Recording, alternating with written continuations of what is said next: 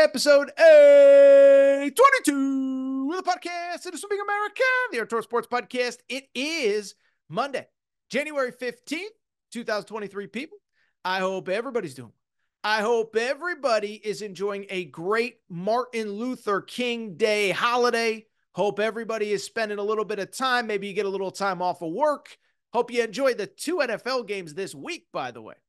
I also hope you enjoy this fun Monday edition of the TORRES pod. We have so much to discuss. Here is what you need to know about today's show. We're going to open. Not often I talk NFL on this show, but with the debacle involving the Dallas Cowboys, it's all anybody's talking about. We have to. Torres loves the NFL too. We got to share some Dallas Cowboys NFL thoughts. From there, we'll switch to our kind of our bread and butter college football. Since the last time we recorded, Kalen Deboer is the head coach at Alabama. They got their head coach. We'll discuss that, why I think it works, why I like the hire. But then we'll also discuss the fallout at Washington, where out the side door, Jedd Fisch goes from Arizona to Washington. I'll be blunt. I don't really like the move for Jedd Fisch, but we'll break that all down. By the way, we're going to do a ton of college hoops today, but there is so much football. We'll save the college hoops for later in this week. January into February, February into March, plenty of time for college hoops. But today, it's all football all the time. Let's not waste any more time. And let's get to the topic of the day. And the topic of the day, as I just said, we don't talk much NFL on this show, but at the same time, when you have a story as big as the Cowboys getting embarrassed in the playoffs, by the way, when everything broke their way, Philly falls apart. You get the bogus Dan Campbell weird, reporting. You end up with the 2 seed when you probably didn't deserve it. Feels like everything is finally going your way. And then just a no-show of all no-shows against the Green Bay Packers. And let me say this. One, this is kind of why I like college sports more than the pros. Because in college sports, you can fire a head coach. The players come, the players go.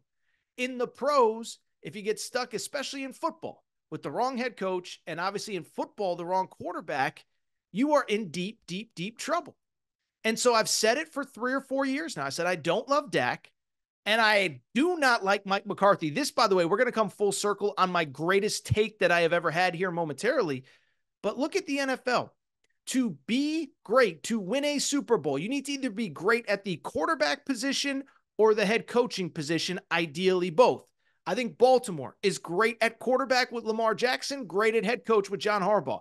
I think, Kansas City, great with Andy Reid, great with Patrick Mahomes. I think Buffalo is at least great at quarterback with Josh Allen. I think, other teams, Belichick through the years, although we'll get to Belichick momentarily, thought he was great. Is like the point I'm trying to make. You cannot win with these 2 guys. I've been saying it for years, and so let's break it down. Listen, with Dak, I love Dak. He seems like a great guy. He's about the right things. He's great in the community.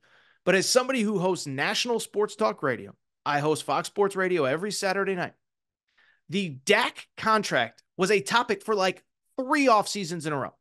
And I just remember saying at the time, listen, he's going to get paid. You have to pay him. I get this is how it works, but you're signing up for the same thing every single year. The definition of insanity is doing the same thing over and over and expecting different results. That is Dak as your quarterback. Year 1, he comes on the scene. Tony Romo gets hurt, chokes in the playoffs, not good enough. Year after year after year after year. And so when you give that guy $40, $45, $50 million, I understand that that's what you do for all these elite quarterbacks, but it limits what you can do at other positions. It limits what you can do on the offensive line, skill position, defense. And so I just said, listen, it's fine. Give him the contract, but he ain't the answer. Well, what did we see on Sunday? Another big game in a big moment. He got outplayed by Jordan freaking Love, who, to Jordan freaking Love's credit, is much better than I thought he would be. But first year starter, first playoff game, Jordan Love is awesome. Dak is a mess. Pick 6. Probably should have had at least 1 or 2 more interceptions as well. Still, you're stuck with Dak. He's good enough. And this, to me, falls on Mike McCarthy. And so with Mike McCarthy, I've said it. So this was the take that I was referencing a minute ago. The best take that I've ever had on the Aaron Torres pod, you can go back 2 years ago, January of 2022, the NFL season, the 2021 NFL season. That was the year that Dallas lost the home playoff game to the San Francisco 49ers when Dallas did not know how to spike the football. Okay? That's rudimentary, fundamental, day one Pop Warner stuff. That's it. And so I said at the time, this stuff happens too much with Mike McCarthy. This stuff happens where it's the little details with Mike McCarthy. It's not knowing how to down the football, how to stop the clock. It's not knowing how to too many penalties, unprepared, undisciplined, jumping off sides, beating yourself. Well, what did we see on Sunday? The little things, a team that was completely unprepared. By the way, it's not the first time it happened this year. Didn't show up against Arizona. Didn't show up against Buffalo. The little things went wrong for Dallas just like they have all year. Remember the Miami game, the snap, goal line, whatever? Remember the Detroit game? Before all the Dan Campbell stuff, what was the big story? Dak's throwing on third down when you don't have to throw the football, when you should be running the ball to make Detroit use their timeouts. So I bring it up because this has always been Mike McCarthy's problems. In the big moments, the big games, even in the non-big games, the team isn't prepared.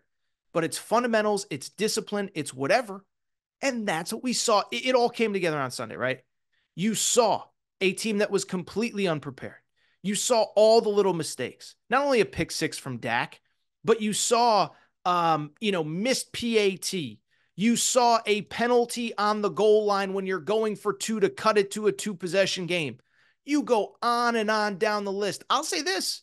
Dan Campbell, who's supposed to be such a defensive genius that he's getting head coaching opportunities, Dan Campbell, late in the game, when Dallas is down by 1,000,000 points, he's got his defensive backs basically in a prevent defense. It's like, we know Aaron Jones is going to run the ball. Get him up on the line of scrimmage. Stop the clock. And so I go on and on and on. I don't know what else to say other than that Mike McCarthy isn't the guy. And so I bring it up because this goes back to the take that I promised you, okay? So 3 years ago, so it was the winter of 22, I said that if I was the Dallas Cowboys, you have a roster built to win a Super Bowl right now, and you have a small window when at the time, CeeDee Lamb, Trevon Diggs, and Micah Parsons were all on rookie contracts. All those guys are going to get paid. The window is now.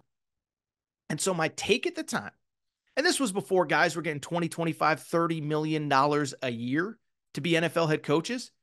I said, go get Nick Saban, pay him $25 million a year, and say, look, you only got 3-4 more years left. Now, we ended up finding out it was 2 years, but that's beside the point.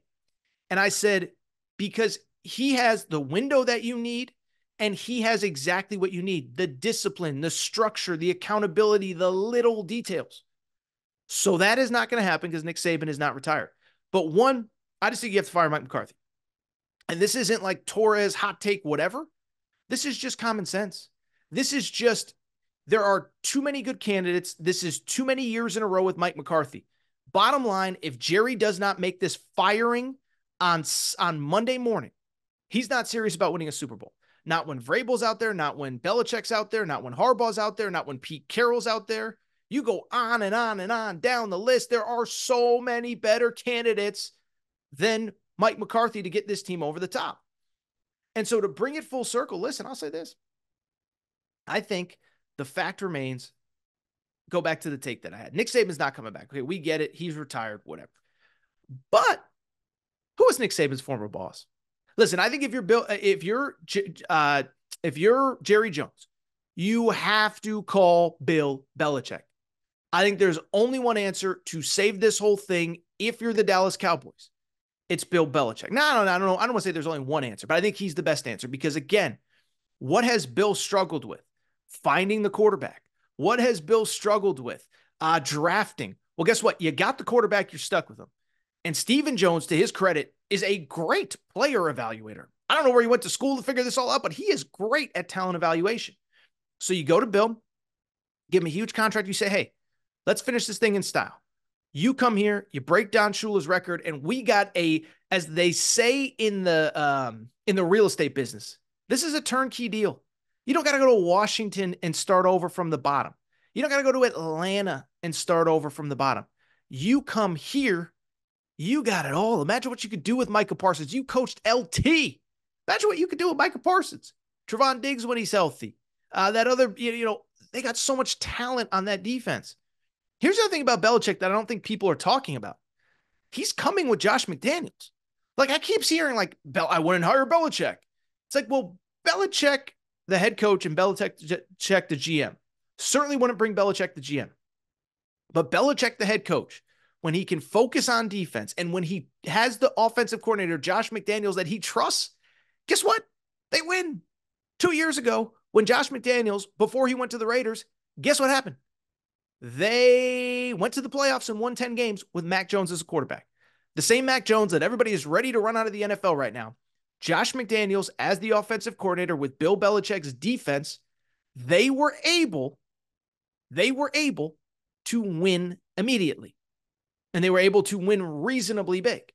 Now you have Dak, now you have that defense, now you have Josh McDaniels. I say you got to do it. Now, I will also say, this is where it gets interesting to me. There is some pushback about, like, well, what about, would Jerry and Bill Belichick get along? First of all, Jerry, put your ego aside. I hate to say it. You're in your 80s. Belichick's in his 70s. I know that Belichick's got to put his ego aside a little bit too. But at the same time, I'm sitting here saying, Jerry, do you want to win a Super Bowl or not? If Bill Belichick says no more press conferences, no more radio interviews for you, Jerry, put it aside. You have to want to win. But here's the other thing. There's another guy that's available too. That's Jim Harbaugh. And that's actually the guy, like, I actually think Belichick is the answer, but I kind of think Jim Harbaugh might be the answer too. Younger, has at least coached in a Super Bowl, is going to clean up the little things. But here's the other thing about Harbaugh. I don't think Harbaugh will be as bothered by Jerry Jones and Jerry Jones's ego as Bill Belichick would. Bill Belichick, it'll drive him crazy, the owner doing press conferences on a Wednesday, okay? I don't think Harbaugh would care. Harbaugh would be like, whatever. Who's got it better than us? Nobody. Don't care. Focused on football. Love my guys. Can you imagine Harbaugh, the glasses, Jerry, the star, Dallas? There are too many good options out there. So in my personal opinion, I would get rid of Mike McCarthy. Listen, Jerry, you got to do it. And by the way, I was on radio during the Jason Garrett thing when he didn't want to fire Jason Garrett. He tried to figure out ways to keep him. No, you got to get rid of Mike McCarthy. No more Mr. Nice Guy. No more Mr. Loyalty. Get rid of him. This was a debacle. And then from there, I think you got to go get Bill Belichick. I think you got to go get Jim Harbaugh. Jerry, you're in your 80s, bro. I'm not even a Cowboys fan for people who are wondering. I just want to see the Cowboys good, and it ain't going to happen with this current coaching staff in place. Woo! That it was a fire first segment. That's what we're going to do, though. We're going to take a quick break. We're going to come back. When we come back, we're going to talk some college football. Dallas should need a head coach. Alabama's got one, Kalen Deboer. What's next? Why I like the hire? Press conference from Deboer. We'll discuss it all next. Quick break. Be right back. And how quickly the news cycle in 2024 moves. It is crazy to me. Because think about it. It was just 72 hours ago that we did the last them.Torres pod. And we kind of sort of had an idea. Alabama's coaching job had been open for 48 hours. And by that point, we kind of had an idea of, okay, who are legitimate candidates, who are not legitimate candidates, et cetera, et cetera. Well, since then, Alabama has officially hired a head coach. Kalen Deboer has officially had his first press conference as the head coach at Alabama. And obviously, as I just mentioned a minute ago, there's been some craziness at Washington to replace him. And so it's just wild to me how quickly things move and how much can change over the course of a weekend. But what we now know is Kalen Deboer is the head coach at Alabama. And what I would also say is, considering the realistic options to replace Nick Saban, I think Greg Byrne, the AD, did about as well as any Alabama fan could have asked for. Now, bluntly, look, I get it. I get that there are certain fans that are going to sit there and say, I need to see it on the field. and we need to win national championships. This is the standard that this program has set. And if that is who you are, I totally get it. You don't want to get too excited. You're replacing the greatest who ever did it. And it's basically going to be impossible to fill that guy's shoes. And you're not going to get excited over one press conference in January when the games aren't played till September. But again, I think realistically, based on who was available, this was about as well as Alabama could have expected. First of all, I think it's important to note, just because you heard a name or saw a message board rumor, I don't know that everybody thinks was available really was. I don't think Steve Sarkisian was ever really leaving Texas for Alabama. Dan Lanning maybe was interested, but he had a $20 million buyout. And in the NIL world, that is just way too much to spend on a guy when he could be spending it bluntly on players instead. Maybe Mike Norvell was available, but is Mike Norvell a major step up? I don't know, from Kalen Deboer. So to me, when you have the opportunity to get a guy who just led his team to a 14-1 season, played for a national championship at this level, and you had the chance to get him, I think that's about as well as you could have done. Because to me, again, looking at the realistic options, he checks virtually all the boxes. Now, he's not a perfect candidate. Nobody is. But let's just talk about who Kalen Deboer is as a head coach. First off, success everywhere he's gone. And we talked about this on Friday. We talked about it on Wednesday when Nick Saban retired. Heck, we talked about it during the college football playoff.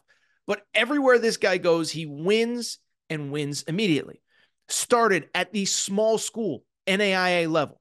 And I know what people say, it's the NAIA. It's nothing like major college football. And I totally agree. It is nothing like major college football. Let's not get that mistaken. But at the same time, I think there's something to be said if you can win at that level, at the level that he did, by the way.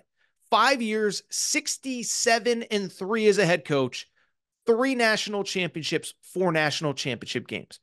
If you can win at that level with the limited resources you have, no budget. I believe he had 1 full-time assistant coach when he was there. And he went 67-3. That's like a 94% win percentage. And you can do it without resources, without facilities. You must be a pretty darn good football coach. And so I think when you factor that in, and then you factor in that he then spends a decade as an assistant coach learning from other people, he gets to Fresno. Let's take out the COVID year because the COVID year was crazy for everybody. Year 2 goes 9-3, then goes to Washington and goes 11-2 and 14-1. The guy wins, and he wins big everywhere. More important, and I think this is the most important part specifically for the Alabama job. I'm not claiming I know the guy well. I've been around him, press conferences, etc.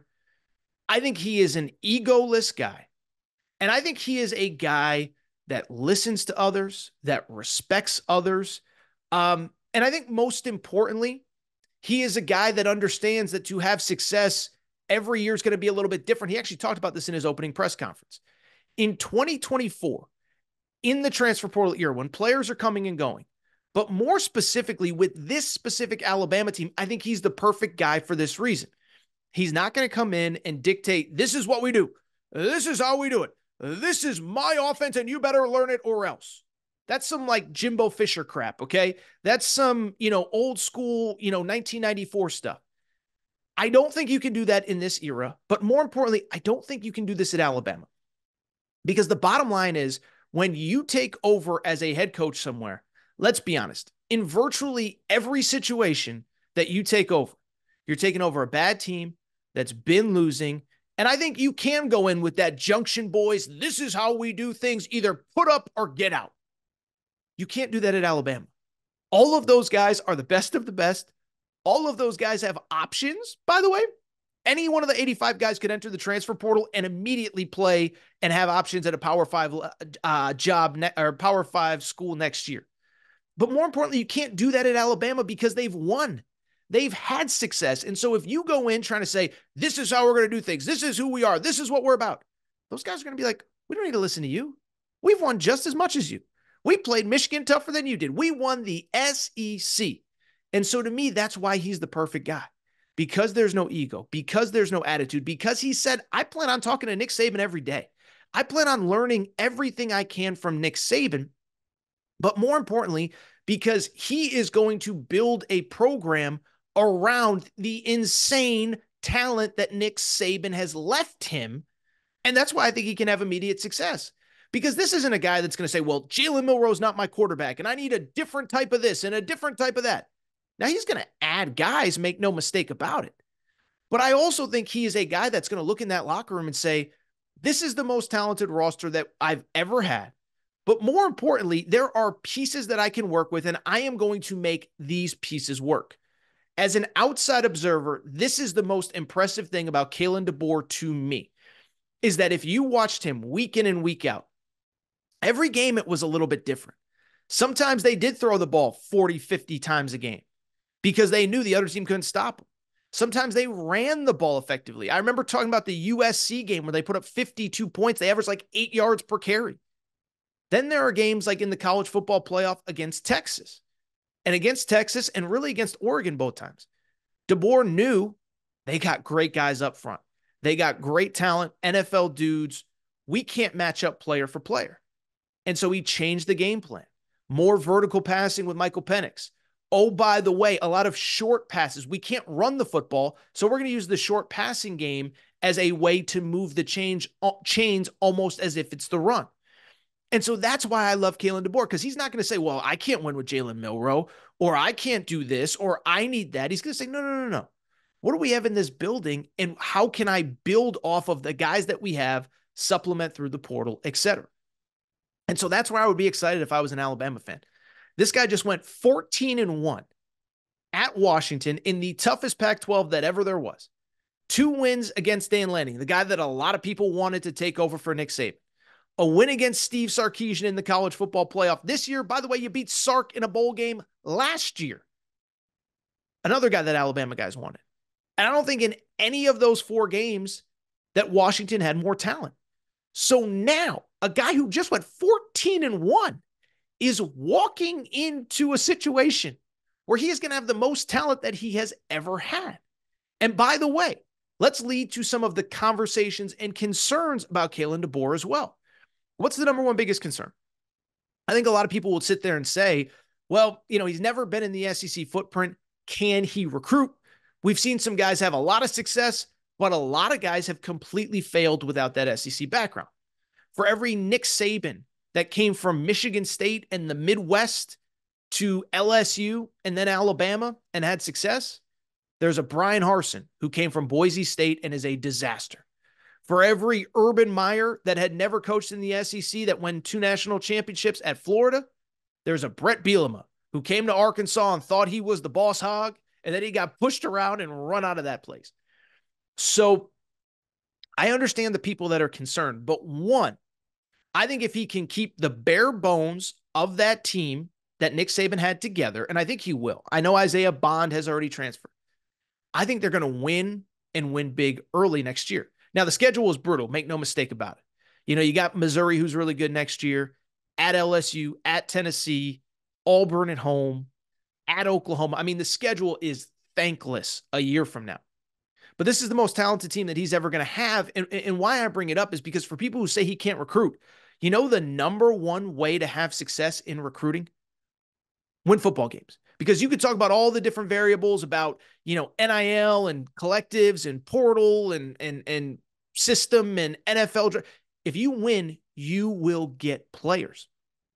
And so if he starts out and goes 11-1 and goes to the college football playoff, that is going to lead to success in recruiting. There is going to be no drop-off because all of these guys that are sophomores, juniors, freshmen in high school, they've all grown up wanting to play at Alabama. And as long as it doesn't bottom out, that's not going to change. And so when you factor in the guys that he already has, with the egoless attitude and energy that he brings, I don't think there's any doubt that he is going to have success. And I think the other thing, too, with the recruiting, people say, can he recruit? Well, my whole thing is this. Egoless, no attitude. If he is not an A++ recruiter, guess what's going to happen? He's going to bring in a staff that is going to help him. If NIL isn't where it needs to be, and I'm not saying it is Alabama fans, but he will get it figured out because that's the kind of guy he is. So ultimately, I could go on and on. But I would say pretty straightforward. There's no perfect answer. There's no perfect replacement for the greatest coach to have ever done it. There's no perfect replacement for the greatest anything to have ever done it.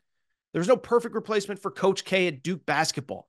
No perfect replacement for Phil Jackson when he left the Los Angeles Lakers or the Chicago Bulls.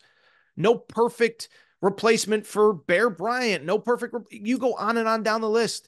If Jim Harbaugh goes to the NFL, no perfect replacement for him either.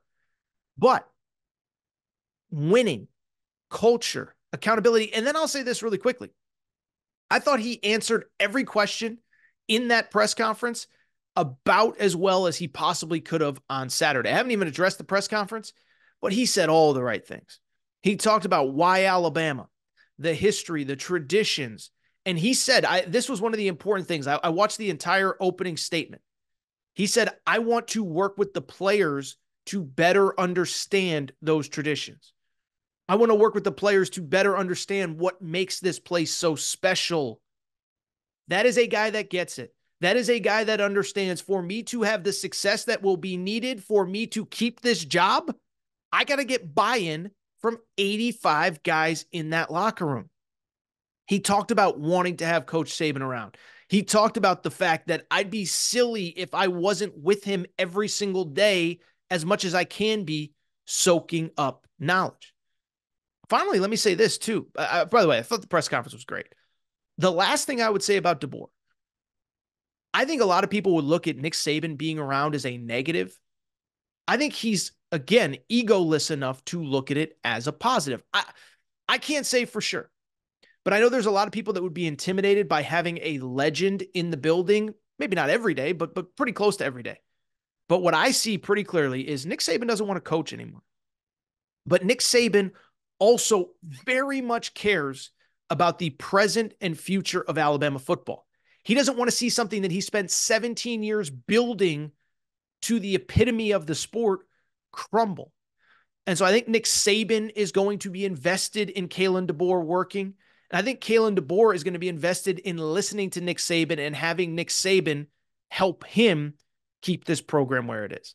So again, if you're a fan that just sits back and says, you know what, I need to see it to believe it, I totally get it. I'll say this, schedule ain't going to be easy. I don't think you're going 12-0 next year. You might not even go 11-1. But I think you got the right guy. This will be the most talented team he ever has. Now it's time to get to work. The important thing, Jalen Milroe feels fully bought in. I think Jalen Milroe's got sort of an important job in the coming weeks to retain as much of the roster as he can. You know, Isaiah Bond, the leading receiver, entered the portal. He's already committed to Texas. Amari Niblack, a really talented tight end, entered the portal right before I started recording here on Sunday night. So it's on Jalen Milroe to help Deboer out. But by the way, Deboer's going to bring some players from Washington as well. So I'm excited about this hire. I think it's going to work. I think he's going to be really good.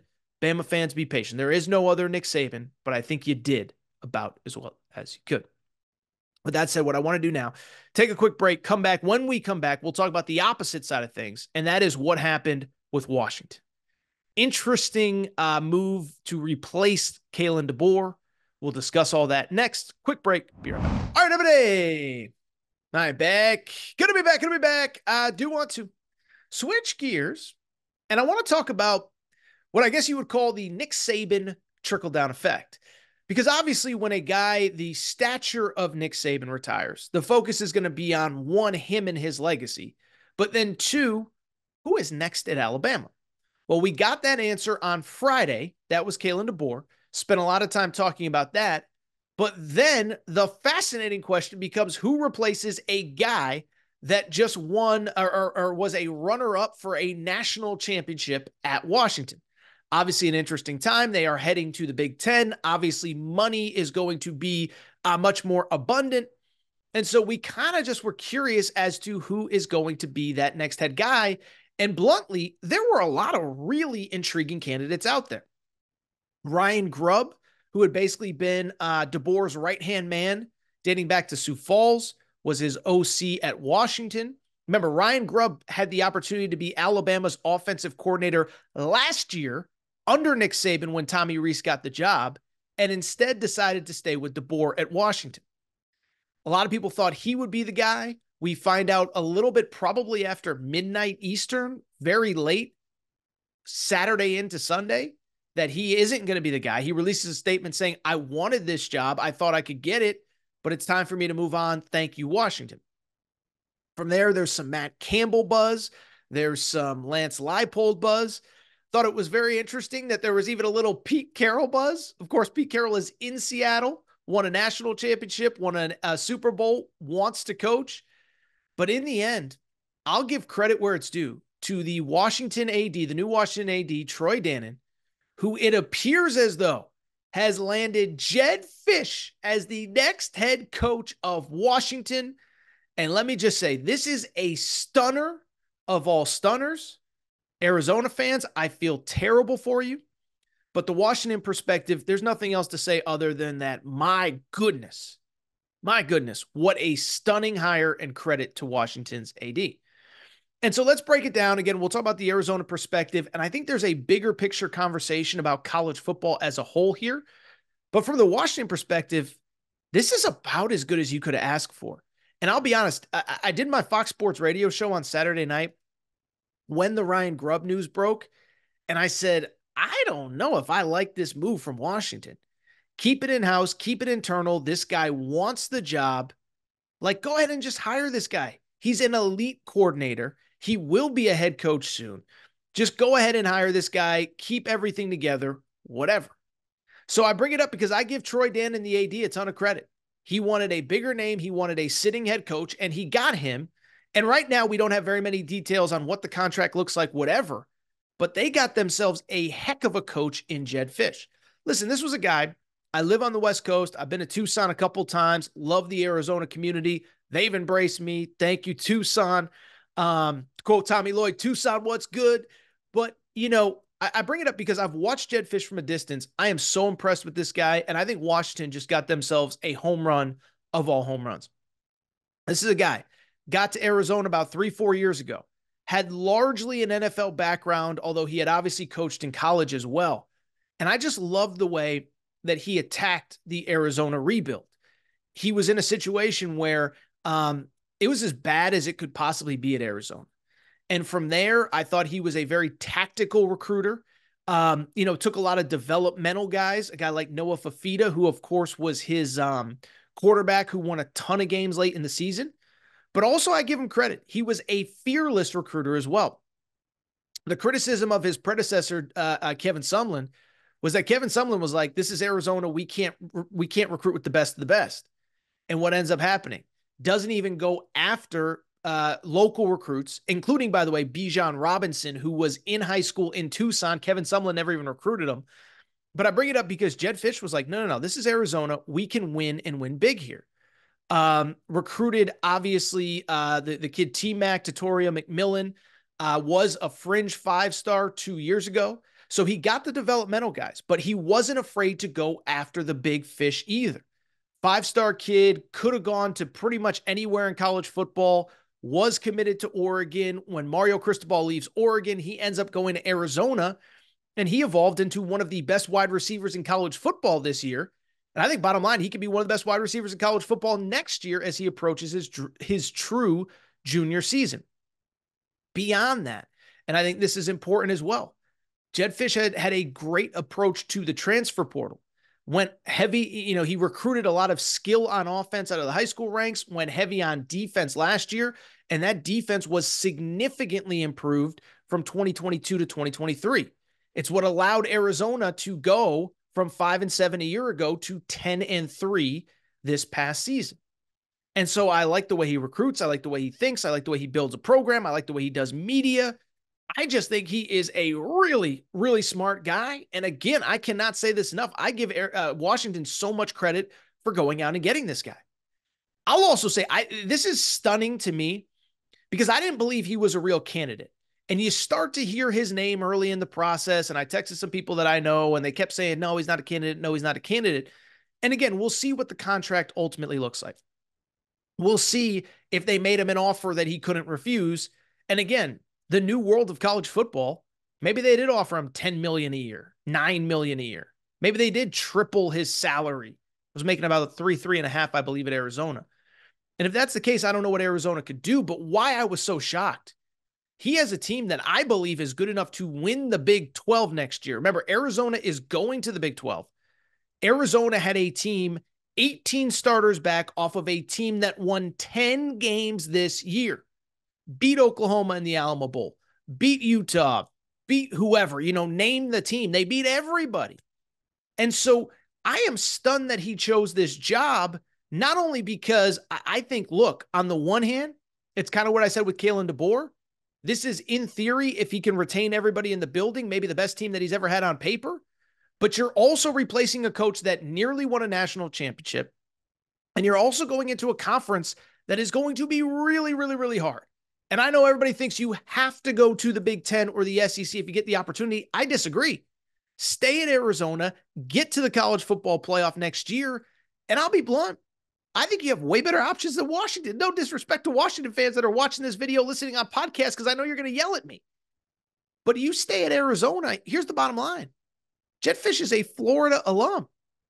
I think Florida's going to open in next November. I'm marking it right now, January 15th, 2024. I think by November 15th, 2024, Florida will be looking for a new head football coach. He could have gotten that job. With his NFL ties, he's already being talked about as a candidate at the NFL level. And so it's crazy to me because I think Arizona fans thought they were probably going to lose this guy. I don't think any of them thought they were going to lose him under these circumstances this offseason after they, there was a hint of a whisper of an A&M rumor, but instead they lose him to Washington. So Arizona fans, I feel bad for you, man. It's a gut punch because, you just get the 2024 season. Then if you leave for Florida, if you leave for the NFL, that's one thing. But to then, in theory, leave before 2024 for a job that I just don't think is that much better. I'm sorry, Washington fans. I wouldn't have done it if I was Jedd Fisch. I don't care about the money. The money will be there down the road. So it's a stunner. But what I think it really says to me, guys, I think it says we really are headed towards a new world of college football and a new world of college sports, but especially football, where I just think the Big Ten and the SEC, they're just going to have so much more money than everybody else. I don't know how the other conferences compete, and it sucks. And you wish it wasn't true. And look, there's going to be maybe a Florida State in the ACC, a Clemson in the ACC, maybe somebody emerges in the Big 12, Utah, TCU, Kansas State, maybe it's Arizona, who knows? But this is the reality, is that if Washington wants to just break the bank, and by the way, Washington's only getting half of the share that the other 16 teams in the Big Ten are getting. So Washington and Oregon are taking half of a share. But Washington, if they want to break the bank, they can break the bank. There's so much money in that conference and in the SEC, and these other teams can't keep up. And so it's interesting because it's the coaching salary, but here's the other part that I don't think, like the casual, I'm not blaming any fan, right? But what I don't think it's so much about just the head coach. What I think maybe even more importantly, when you are not in one of those conferences, it makes everything else harder as well. Okay, maybe you can raise the money in NIL to keep a star player, but can you keep, 5 other starters that you can't afford because you're paying the star guy like a lot of money? I think the assistant coach stuff is huge. Arizona lost an assistant coach on Sunday morning to Texas. This was before the Jedd Fisch news broke. They lost another defensive assistant to Texas earlier in the offseason because Texas can probably triple your salary. They can pay a safeties coach $900,000 if they need to. He's probably making $250,000 at Arizona. I remember talking to a group of 5 head coach coming off a very successful season this past summer. It's like the greatest thing we did. We got lucky. We were able to keep all our assistant coaches. We know we won't be able to do that in another year. If we have the success we think, people are going to want to double and triple and quadruple their salaries. And so to me, that is the new reality of college sports, and it really sucks. It's not just Arizona, by the way, and it's not just the head coach. It's that it is going to be so hard to keep teams together because assistant coaches are going to get so much money. And when you start losing assistant coaches, when you start losing players, you just kind of bang your head against the wall and say, I'd rather go to the Big Ten. I'd rather go to the SEC. I'll make my 10, 11 million. And if I get fired in 4 years, I'm set for the rest of my life. So this is the new reality. I think the assistant coach stuff probably weighed on him. And I just have a few more thoughts before we get out of here. One, from the Arizona perspective, you know what my honest opinion is? The most important thing they do over the next 48 to 72 hours themselves, get Noah Fifita, their starting quarterback, on board. I believe if you keep Noah Fifita, I think there is a great chance that you keep that locker room largely intact. I know T-Mac is a star. I know T-Mac probably has high six, seven-figure offers in NIL. But I believe if you can keep his quarterback, that's been his quarterback since high school, in that building, you keep T-Mac and you keep most of the roster together. You lose Fifita, whether it's to Washington, whether it's to somewhere else, I think you're in big trouble as far as keeping this roster is concerned. So keep Fifita, figure it out. I don't care what you got to do. And then from a follow-up perspective, I don't even know who the candidates are at Arizona. By the time you're listening to this, I'm sure Pete Thamel has put out some sort of report with names and suggestions and whatever. I can't even think of who would be the next head coach at Arizona. But man, like I just feel bad for Arizona fans. You're coming off a 10-win season. You return everybody. I think there was a thought, again, we bring back everybody next year. Whether it works out well or not, we're probably going to lose Fisch, and that's going to be okay. That's the reality of the situation. But to lose them to Washington, which I think is going to be the fifth, sixth best team maybe in the Big Ten next year, not better than Oregon, not better than Ohio State. Michigan, we'll see. It's just a big bummer. All right, I think that's it for this episode of the Aaron Torres Sports Podcast. You know, I was going to do some college hoops today, had some thoughts on the weekend's games, had some thoughts on just a story that I've seen that I find very interesting. But I think with all the football, I think with the Cowboys debacle, we can go ahead and save that for another day. We will have plenty of time in January, February, March, and beyond to talk college hoops. That's it for today's show, though. If you're not subscribed to the show, please make sure to do so. Apple, Spotify, Amazon Music, Google Music, wherever you listen to podcasts, make sure that you are subscribed. Also, make sure to rate and review the show. Go ahead, give us a quick 5 stars. Let us know what you like, what you don't like, all that good stuff. Make sure you are following on social media at Aaron_Torres on Twitter, at Aaron Torres Pod on Instagram, Aaron Torres Podcast Questions at gmail.com. Aaron Torres Podcast Questions at gmail.com. If you're not subscribed on YouTube as well, please make sure to do so. Just crossed 32,000 subscribers. Been going live the last couple weeks. We will not be doing it. We'll be going live quite a bit as news breaks, so make sure you're subscribed there as well. But that's all for today's show. Shout out to Torrent Craig. Shout out to Rachel, who hates my voice. Shout out to JJ Redick. You F-ed, unblock me, bro. I will be back on Wednesday, I guess. New Aaron Torres pod. Hope everybody has a great Martin Luther King Day and enjoys the holiday.